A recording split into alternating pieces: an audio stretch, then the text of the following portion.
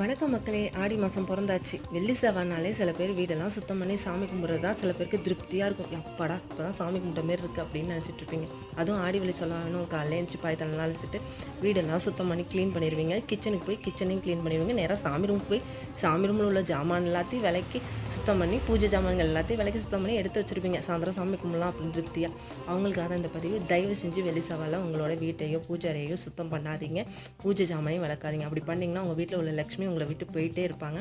வெள்ளி செவ்வாயில் நம்ம பண்ண வேண்டிய ஒரே வேலை, விளக்குத்தட்டுக்கு பொட்டு வச்சு பூ வச்சு சாமி கும்பிட்றது மட்டும்தான். தூப ஆராதனை காட்டுறது மட்டும்தான் வெள்ளி செவ்வாயில் நம்ம பண்ணக்கூடிய வேலையாக இருக்கணும். அன்றைக்கி உட்காந்து திருப்புகள் பாடலாம், சாமிக்கு அந்த சிருஷ்டி கவசம் படிக்கலாம். இந்தமாரி சாமி சம்மந்தமாக உள்ள விஷயங்கள் மட்டும் பண்ணணும். அன்றைக்கி போய் துடைக்கிறதோ கழுவுறதோ கூட்டுறதோ, அடிக்கடி கூட்டுவாங்க வெள்ளிக்கிழமை செவ்வாய்க்கிழமை, அப்படிலாம் பண்ணவே கூடாதுங்க. தயவு செஞ்சு நீங்கள் வெள்ளி செவ்வாயில் உங்களோட வேலையை குறைச்சி